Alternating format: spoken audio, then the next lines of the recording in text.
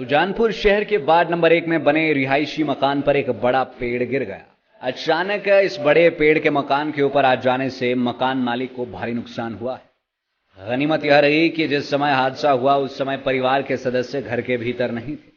पेड़ के गिरने से मकान के रसोई घर और मकान के बाहर लगा डंगा पूरी तरह क्षतिग्रस्त हो गया है।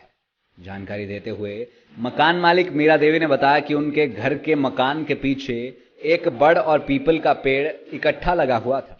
शनिवार दोपहर करीब 2:30 बजे एकाएक यह पेड़ जड़ों से निकलते हुए मकान के ऊपर आ गया और मकान के बगल में बनी रसोई घर और मकान की सुरक्षा हेतु लगाया गया डंगा इससे टूट गया। गनीमत यह रही कि जिस समय पर यह हादसा हुआ वह घर पर नहीं थी और उनकी पुत्र वधू बाहर आंगन में कपड़े धो रही थी। अगर यह परिवार के सदस्य घर के भीतर होते तो जान माल का नुकसान हो सकता था। बहरहाल निर्धन परिवार से संबंधित इस परिवार पर दुखों का पहाड़ टूट पड़ा है और प्रशासन से राहत की गुहार लगाई जा रही है। संबंधित विषय पर उपमंडल अधिकारी शिल्पी बेगटा से बात की गई तो उन्होंने बताया कि विभागीय कर्मियों को मौके पर भेजकर कार्रवाई के निर्देश दिए गए हैं। पीड़ित परिवार को हर यथासंभव सहायता उपलब्ध करवाई जाएगी। टीवी के लिए सुजानपुर से सविता राणा की रिपोर्ट।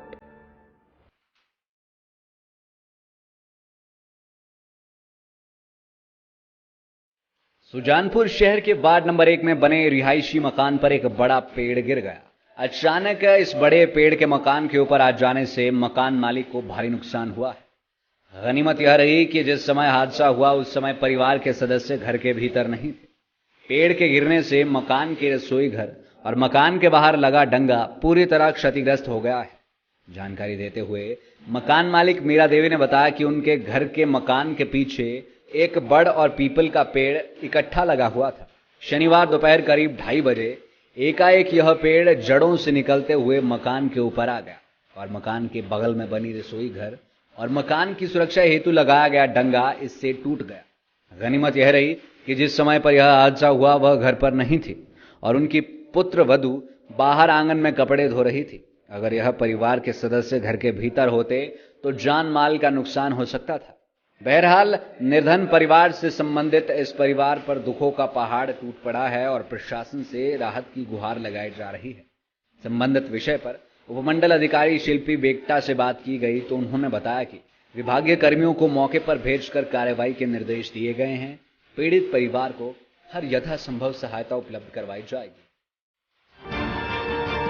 टीवी के लिए सुजानपुर से सविता राणा की रिपोर्ट।